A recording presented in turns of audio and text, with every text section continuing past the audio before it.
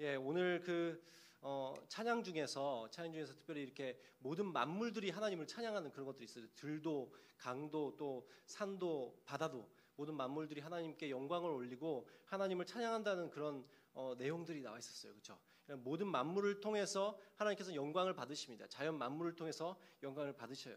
그래서 하나님께서 이 모든 만물을 지으신 이유, 목적에 대해서 모든 만물이 하나님을 찬양하도록 하신다. 그런 말씀들이 있고, 또한 인간을 만드신 목적에 대해서도 하나님의 영광, 하나님의 찬양을 위해서 우리들 인간을 만드셨다라는 말씀들이 나와 있죠.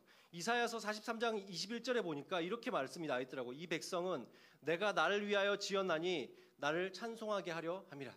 우리들이 하나님께 우리 인간들은 뭐로 만드셨다고요? 하나님을 찬송하는 자, 다르게 말하면 하나님께 영광 올려드리는 자로 만들었다, 이렇게 말하고 있어요. 그리고 고린도전서 10장 31절에도 보면 이런 말씀이 있습니다. 그런즉 너희가 먹든지 마시든지 무엇을 하든지 다 하나님의 영광을 위하여 하라.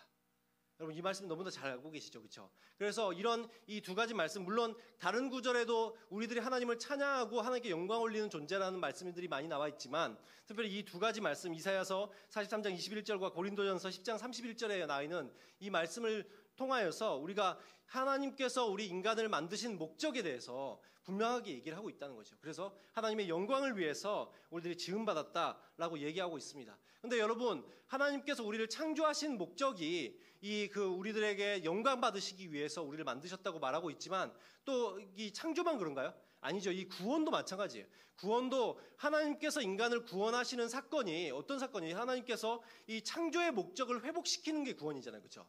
단지 그냥 구원했다, 내가 너희들 살려줄게가 아니라, 하나님께서 원하시는 것은 하나님께서 인간을 지으실 때의 원래 목적이 있었고, 그것이 하나님의 영광을 위해서 지음받았고, 또한 그것을 다시 회복시키는 재창조의 역사이기 때문에, 구원이 그렇기 때문에 어찌 보면 우리들의 창조도 구원도 하나님의 영광을 위함이다, 이렇게 우리들이 말할 수 있을 것입니다.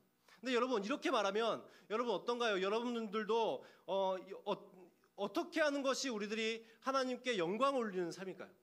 여러분, 하나님께 영광 올리고 살고 있어요? 우리들이 이게 참 어려운 부분이죠. 어떻게 하면 우리들이 하나님께 영광된 삶을 살 수 있을까? 근데 여러분, 기독교인들이 예를 들어서 좋은 대학에 합격하고, 그리고 좋은 또 직장을 얻고, 또한 좋은 결혼을 하고, 또한 이렇게 돈을 많이 벌고 유력한 인사가 되는 것, 이런 것이 하나님께 영광이 되나요?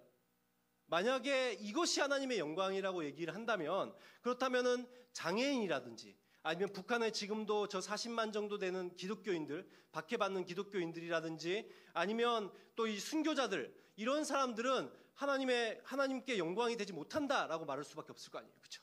그러나 오히려 성경은 뭐라고 말하고 있어요? 이런 사람들, 오히려 이 소외받는 것 같고 여러 가지 어려움 가운데 있는 것 같은 사람들, 아무것도 하지 못하고 죽는 것 같은 이 사람들을 통해서 하나님 영광 받으신다고 말씀하시거든요. 고린도전서 1장 26절에서 31절을 보면 하나님께서 이렇게 말씀하십니다. 하나님은 이 미련하고 약한 사람들, 그리고 천하고 없는 사람들을 통해서 이 세상을 부끄럽게 만드신다는 거예요. 그리고 하나님께서 그걸 통해서 영광 받으신다, 이렇게 말하고 있습니다. 그렇게 우리들이 생각한다면 이 영광의 의미를 좀 생각해 봤으면 좋겠습니다. 영광이 무슨 의미를 갖고 있는가? 제가 이 중고등부를 맡고 있을 때는 중고등부에서 영광에 대해서 자주 얘기했습니다. 그리고 계속해서 얘기했지만, 그러나 이 영광이라는 의미가, 여러분, 기본적인 의미는 이 무거움이라는 뜻을 갖고 있어요. 무거움. 어떤 무거움이냐면, 이 어떤 탁월한 존재가 가지고 있는 탁월한 능력들을 봤을 때, 어떤 존재가 가지고 있는 탁월함을 봤을 때 느껴지는 어떤 마음의 묵직함, 이런 것들을 말해요. 그러니까 어떤 거냐면, 이 김연아가 이제 피겨를 타잖아요, 그렇죠? 자주 제가 예화를 드는 건데, 김연아가 이게 피겨를 탄다면 여러분이 지금 VIP석을 딱 지금 받았어요. 그래서 멀리서 TV로 보는 게 아니라 VIP석을 딱 앉아가지고 눈앞에서 이게 피겨를 타고 있다고 생각합니다. 김연아가 그렇게 딱 보고 있으면 여러분들이 봤어요. 그리고 김연아가 이게 짠 이렇게 피겨를 마쳤어요. 그럼 여러분의 반응은 어때요? 이런 반응이 아니죠. 그래요. 이런 반응이 아니에요. 그렇죠? 우리들은 와 이러면서 막 박수의 갈채, 그 칭찬과 존경과 내 모든 것을 다하여서 그 사람을 이 존경과 감격과 감동으로 반응하게 되죠. 그렇죠? 그게 사전적 의미의 영광입니다. 그럼 여러분, 이 영광이라고 했을 때, 하나님에 대해서 영광을 올려드린다 했을 때, 우리들이 어떤 하나님의 하나님 되심, 하나님이 모든 만물과 다르심, 그런 어떤 하나님의 하나님 되심을 우리들이 보면서, 하나님 너무나 탁월하심을 보면서 우리들이 그분에 대해서 온갖 칭찬과 존경과 감격과 감동을 올려드리는 것, 그것을 우리들이 영광이라고 얘기할 수 있겠죠.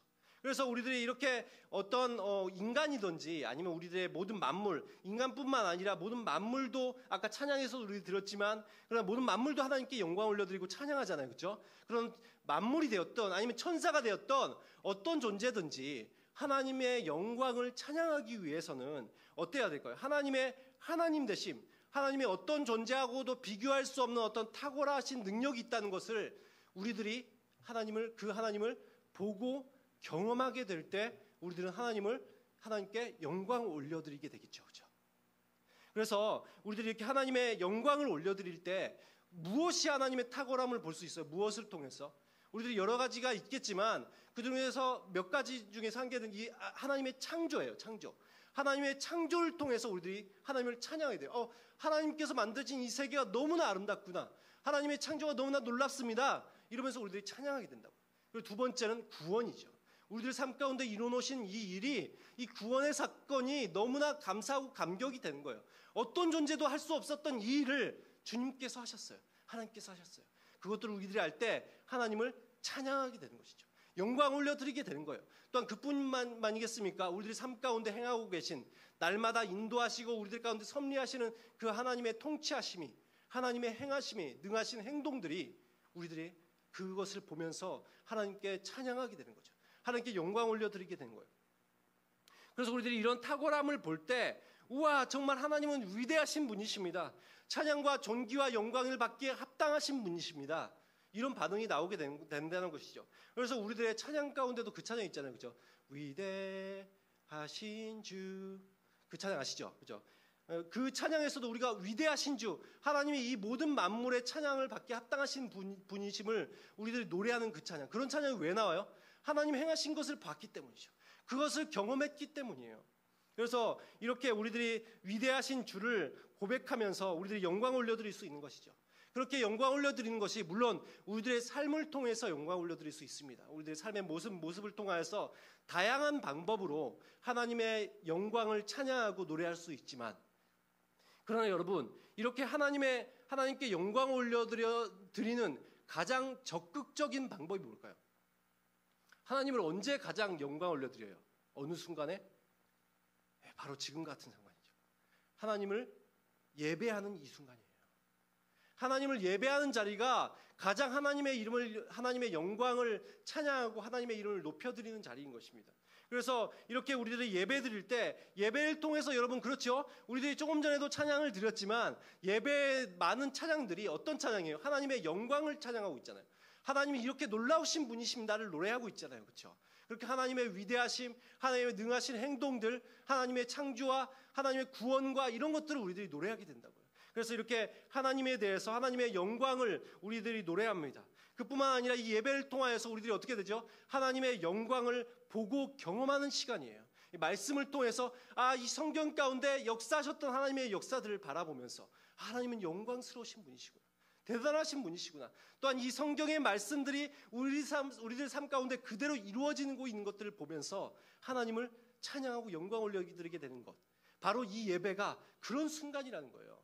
그래서 여러분 지금 이 주님 앞에 우리들이 예배 나오면서 이런 마음으로 나오셨습니까?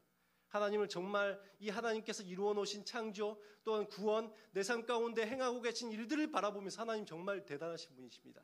하나님, 당신이 너무나 놀라우신 분이십니다. 그래서 나 이 자리에 나와서 하나님 찬양하지 않고서는 참을 수 없습니다. 하나님, 당신께 경배 올려드리지 않고서는 참을 수 없습니다. 그 마음이 너무나 내 안에서 일어나서 너무나 감격이 되어서 내가 뛰놀고 찬양하고 싶은, 마치 다윗처럼 내가 옷이 몇 개지는지 모르면서 찬양을 드렸던 그 찬양과 같이, 하나님 정말 내 안에 그런 하나님을 향한 설렘이 있습니다. 그런 기대가 있습니다. 내가 주님 앞에 나오는 것이 너무나 심장이 뜁니다. 주님, 찬양을 받으시옵소서. 여러분, 그런 마음으로 나오셨습니까? 우리들의 예배가 그런 예배가 되어야 된다는 거예요. 여러분, 이렇게 우리들이 예배를 드리는데, 근데 여러분, 예배는 아무나 드릴 수 있는 게 아니에요. 예배는 아무나 드릴 수 있는 게 아닙니다. 어떤 사람이 예배를 드립니까? 이 하나님의, 이 오직 하나님을, 진정한 예배는, 물론 예배는, 여러분, 예배는 어떤 형식은 누구나 드릴 수 있죠. 누구나 참석할 수 있어요. 근데 진정한 예배는 하나님을 만나고 하나님께서 우리들에게 행하신 놀라운 일들은 직접 경험한 하나님과 친밀한 사람만이 하나님께 진정한 예배를 올려드릴 수 있어요. 하나님과 친밀한 사람만이 하나님께 진정한 예배를 올려드릴 수 있습니다. 그래서 이렇게 하나님께서는 우리들이 이렇게 하나님과 친밀한 사람들이 마음을 다해서 드리는 예배, 그 예배를 너무나 기뻐하셔요. 그리고 그렇기 때문에 하나님께 영광된 삶을 우리들이 살아가기 위해서는 가장 기본적으로 전제되어야 될 것은 하나님과의 친밀함입니다. 하나님께 영광된 삶을 살기 위해서 여러분들이 예를 들어서 대학에 떨어지고 여러분은 취업에 실패하고 여러분의 인생이 완전히 곤두박질 쳐도 괜찮아요. 근데 여러분, 그렇다 할지라도 내가 하나님과 친밀함이 있다면 하나님께서 여러분의 삶을 통해서 영광 받으시는 거예요. 그래서 내가 아무리 인생에 성공하고 아무리 모든 것이 잘 나간다 할지라도 내가 하나님과 친밀함이 없다면 그것은 하나님께서 기쁘시게 받으시는 영광의 모습이 아닌 것입니다. 여러분, 성경을 펼쳐보면 이 하나님께서 우리들을 얼마나 친밀하기를 원하시는지에 대해서 이 창세기부터 요한계시록까지 끊임없이 말하고 있어요. 그래서 우리들이 성경에서 통틀어서 계속해서 하나님께서 우리들에게 이렇게 말씀합니다. 내가 너와 친해지고 싶다. 너와 친해지고 싶다. 계속해서 하나님께서 말씀하셔요. 하나님께서 태초에 인간을 만드시면서 여러분 어떻게 하셨습니까? 이 친밀한 교제를 나누셨죠. 그래서 아담을 만드시면서 하나님께서 이 친밀한 교제 속에서, 친밀한 어떤 관계 속에서 하나님께서 말씀하시고 하나님의 뜻을 우리들이 알게 되고 아담은 알게 되고 또 하나님 뜻대로 행하는 그것이 뭐였어요? 하나님께 영광을 올려드리는 거였죠. 그런 삶을 살았어요. 근데 여러분, 그러면서 이 선악과를 따먹었을 때, 이 죄가 들어올 때 가장 큰 문제는 뭡니까? 무엇이 가장 큰 문제였습니까? 하나님 관계가 깨어졌다는 것이죠. 선악과의 가장 큰 문제는 하나님과의 친밀함이 깨어졌다는 거예요. 그것이 가장 큰 문제였습니다. 그리고 하나님께서는 이 친밀함을 다시 회복시키시기 위해서 그러고 싶으셔서 우리들에게 무엇을 약속하셨습니까? 창세기 3장 15절에 이 땅 가운데 메시아를 보내겠다. 그가 오면 나와 너희와 깨어졌던 이 관계를 회복시킬 것이다. 그것이 하나님의 말씀이었습니다. 여러분, 그래서 우리들이 성경에서 계속해서 보는 것이 그거죠. 창세기 4장에 하나님과의 친밀함이 깨어진 사람들의 가문이 나옵니다. 가인이라고. 그의 가문은 하나님과의 관계가 깨어진 채로 영원히 지속되었습니다. 그래서 어떻게 되었죠? 결국 그들은 멸망받았죠. 그런데 창세기 5장에 보면 하나님의 사람들의 명단이 나오기 시작하는데 그들에게 하나님께서 특별히 주목하시는 사람들이 몇 명 나옵니다. 근데 그 사람들의 특징이 뭐냐면 하나님과의 친밀함이었어요. 어떤 사람들인지 우리가 볼까요? 아담, 하나님의 형상으로 창조되었다 라고 말하고 있죠. 그리고 두 번째로 에노스, 그가 뭐라고 말하고 있습니까? 이 공적 예배, 하나님 앞에 예배를 드렸다. 하나님 앞에 공적 예배를 처음으로 드린 사람으로 소개되고 있습니다. 하나님과의 친밀함이 있었던 사람이죠. 그 다음에 에녹, 하나님과 동행하였더라. 그리고 노아, 하나님과 동행하고 당대 의인인 사람이죠. 여러분, 모든 사람들이 하나님께서 초점 맞추는 모든 사람들이 특징이 뭐예요? 하나님과의 친밀한 관계 속에 있었다는 거예요. 여러분, 그뿐만입니까? 이 성경에 주요된 모든 주요 인물들이 이 친밀함을 빼놓고는 설명할 수 없는 것입니다. 그래서 아브라함도 하나님의 친밀함 속에서 선택받았고 모세도 뭐라고 얘기하고 있어요? 하나님을 친밀함이 얼마나 친밀했어요? 친구처럼 친밀했다고 말하고 있어요. 그래서 하나님을 대면하여 아는 자요. 여러분, 다윗은 어떠합니까? 이 하나님과 너무나 친밀했기 때문에 하나님을 너무나 잘 알았고 그렇기 때문에 하나님 보시기에 마음에 합한 자였다는 평가를 받았죠. 성경에 나오는 모든 주요 인물들이 하나님과의 친밀함 속에서 다 소개되고 있어요.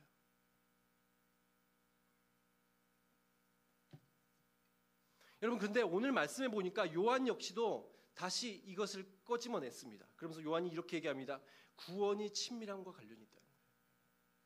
이 구원이 친밀함과 관련이 있다는 거, 예수 그리스도께서 바로 이 하나님과 인간 사이에 깨어졌던 관계를 회복시키기 위해서 이 땅 가운데 오신 메시아다. 이 성경에서 소개하였던 그 메시아다. 이 태초 전부터 있었던 그 메시아다. 그분께서 오셔서 우리들과 하나님과의 막힌 담을 허셨다. 그분께서 우리들을 회복시키셨다.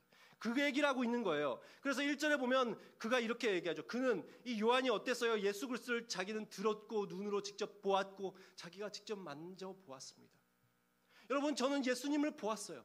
예수님을 직접, 제가 예수님의 목소리를 들었어요. 제가 직접 예수님을 만져보았어요. 2절에 보니까 그분이 나에게 나타나신 거죠. 그래서 나는 이분을 증거하지 않고서는 참을 수 없습니다. 하나님을 증명하고 싶습니다. 하나님에 대해서 전할 수 있게 되었습니다. 그분이 어떤 분이십니까? 이 아버지와 함께 계시다가 우리에게 나타나신 바 되신 바로 그 메시아입니다. 그 말을 하고 있습니다. 그래서 이 성경에 보면 그가 이 땅에 오신 이유에 대해서 여러분, 이 로마서 3장 25절에 이렇게 얘기하고 있죠. 하나님과의 친밀함을 회복하기 위한 제사, 화목제물로 이 땅 가운데 오셨다. 구약에 예수 그리스도를 예표하는 이 제사는 예수 그리스도를 예표하는 것입니다. 여러분, 이 제사를 통해서 이 동물의 피제사가 우리들의 죄를 없이 할 수 있습니까? 절대 없어요. 왜 그래요? 여러분 한 명 한 명이 동물하고는 비교가 되지 않을 가치를 가지고 있거든요. 동물을 100만 마리를 죽인들 여러분 한 명보다 못하거든요. 그렇기 때문에 이 동물을 아무리 죽인들 우리들의 죄를 사할 수 없어요. 그래서 그것을 위해서 이 제사를 만들고 하나님께서 이 제사, 우리들의 죄 문제를 해결하고 하나님과의 관계를 회복할 수 있는 유일한 분, 그분이 예수시라는 것을 알려주기 위해서 제사를 만드셨어요. 그리고 그 제사 가운데 화목제물이 있습니다. 하나님과 화목해 하는 제사라는 뜻이에요. 근데 이 로마서 말씀에 보니까 예수님께서 무엇을 오셨다고 소개하고 있어요? 화목제물 되셨다. 여러분과 저와 여러분이 하나님과의 관계가 원래 친밀한 관계였어야 되는데 그것이 깨어졌기 때문에 그것을 회복시키기 위한 화목제물이 되셨다. 여러분, 그렇기 때문에 히브리서 10장 19절은 뭐라고 소개합니까? 그렇기 때문에 우리들이 예수의 피로 힘입어 성소에 들어갈 담력을 얻게 되었습니다. 여러분, 예수 그리스도의 피에 의지하여 우리들이 하나님을 만날 수 있게 되었다 라고 히브리서 기자가 얘기하고 있어요. 깨어진 관계가 회복되었다는 것이죠. 하나님과의 친밀함이 회복되었다는 거예요. 그렇기 때문에 이 사실을 너무나도 잘 아는 요한은 예수 그리스도의 사랑을 너무나도 깊이 깨달았습니다. 그리고 그렇기 때문에 요한이 자기가 이렇게 얘기하죠. 예수님이 너무나 사랑하시는 제자였다고. 자기도 그렇게 예수님을 사랑한다고. 그런데 그 예수님의 그 사랑을 알았기 때문에, 이 친밀함을 다시 회복하였기 때문에 그는 삶의 목표를 이렇게 세웁니다. 예수 그리스도를 전파하여, 이 말씀에 계속해서 보면 너희로 우리와 사귐이 있게 하기 위함이다. 자신의 삶의 목표가, 자기의 삶의 목적이 예수 그리스도를 전파하여 너희와 우리가 사귐이 있기 위함이다. 이 성도 간의 교제를 위해서 자기가 평생을 바치겠다는 거예요. 왜요? 이 사귐이 이 뒤에 나오는 다른 놀라운 것들을 만들기 위함인데, 이 성도의 사귐, 여러분, 근데 이 성도의 사귐은 여러분 어떻습니까? 이 성도의 사귐이 우리들도 뭐 교회 안에서 성도들끼리, 청년들끼리 많은 시간들을 보내죠. 지난주에는 뭐 청년 1부에서는 보드게임도 하고, 청년 2부에서는 뭐 했어요? 예? 목장 모임 하는 동안 우리는 이제 보드게임하고 막 놀았거든요. 이게 때로는 이제 먹기도 하고 이렇게 놀기도 하고, 여러분 그렇게 이제 먹고 놀고 보드게임하고 이런 교제가 아니죠. 여기서 말하는 이 교제가 아닙니다. 물론 우리들이 함께하는 모든 시간들이 소중하지만 사실은 이 결국에는 영적인 교제, 친밀함 가운데로 나아가야 된다는 거예요. 그래서 여기 청년 2부가 했던 목장 모임, 너무나 중요한 모임이죠. 이 목장 모임 같이, 목장 모임에서 그렇게 하고 있습니까? 여러분, 목장 모임을 통해서 우리들의 말씀을 함께 나누고 기도를 함께 하고 또한 함께 전도를 하고 뭐 이런 것들을 통해서 정말 더욱더 하나님께 나가는 시간으로 갔습니까? 바로 그런 교제를 말하는 거예요. 이 목장 모임 같이 우리들이 함께 말씀을 나누고 함께 기도하고 하나님을 함께 경험하는 영적인 교제가 있어야 된다는 거예요. 근데 여러분, 이렇게 성도의 영적 교제가 무엇 때문에 중요합니까? 그 다음에 나와 있습니다. 우리의 사귐이 더욱더 놀라운 영적 단계로 이끌고 있다는 것이에요. 그게 뭐예요? 우리의 사귐은 아버지와 그의 아들 예수 그리스도와 더불어 누림이라. 우리 이 성도 안에 이 청년들, 우리 안에서의 교제가 결국에는 무엇으로 인도한다? 우리를 무엇으로 이끌고 있다? 하나님과의 친밀함으로 이끈다는 거예요. 하나님과의 친밀함을 갖게 만든다는 거예요. 그래서 이것이 너무나도 중요하다는 거예요. 그래서 우리들끼리의 어떤 사귐들, 목장 모임들이 잘 이루어질 때, 또한 청년들 가운데 모임이 잘 이루어질 때 우리들 함께 교제하는 그 교제들을 통하여서 결국 무엇이 된다? 하나님과의 친밀함이 더욱더 깊어진다는 거예요. 저는 정말 이것을 경험했습니다. 제가 청년 때 제가 속했던 소그룹이 있었어요. 물론 이제 목장 모임 같은 셀 모임들도 있었지만, 제가 이 평생에 제가 저의 인생을 바꿔놓고, 또한 제가 목회자가 되게 만들었고, 또한 제 평생의 교회의 어떤 모델처럼 삼고 있는 모임이 있어요. 이 선교팀이라는, 예나임 선교팀이라는 모임이었는데, 예수님의 나라가 임할 때까지라는 뜻입니다. 그런 선교팀이 있었어요. 근데 거기서 우리들이 뭘 많이 한 것이 아니었습니다. 우리들은 단지 이것만 했어요. 말씀 같이 보고, 같이 기도하고, 같이 전도했어요. 너무나 평범하죠. 너무나 평범해요. 그냥 지극히 평범한 일을 했습니다. 말씀 보고 기도하고 전도하고. 근데 여러분, 그렇게 했는데 그것밖에 안 한 것 같은데 우리들의 삶이 변하기 시작했습니다. 하나님과의 친밀함이 회복되기 시작하였고, 삶의 놀라운 변화를 경험하기 시작하였습니다. 그리고 그 사귐이 1절에서 말하고 있는 것처럼 우리가 그 모임들을 통하여서 예수님을 직접 내가 보았고 들었고 예수님을 만질 수 있게 되었어요. 그리고 그 모임을 통하여서 이 2절처럼 생명의 주가 내 안에 들어오셔서 나타나신 바 되었어요. 그리고 그것이 결국 4절처럼 우리의 기쁨을 충만하게 만들었습니다. 여러분, 지금 그때 함께했던 청년들, 같은 지체들이 지금도 각자의 교회에서, 또한 세상 가운데서 놀라운 영향력을 발휘하며 살아가고 있습니다. 여러분, 이 살아가면서 우리들이 아주 중요하게 여기는 가치, 삶의 어떤 목적들이 있죠. 그런데 이 하나님께서 여러분을 향해서, 저와 여러분을 향해서 가장 중요한 목적에 대해서 성경 전체를 통해서 이렇게 말씀하십니다. 내가 너와 친밀해지고 싶어.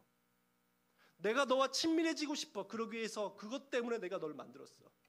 그것 때문에 내가 널 구원했어.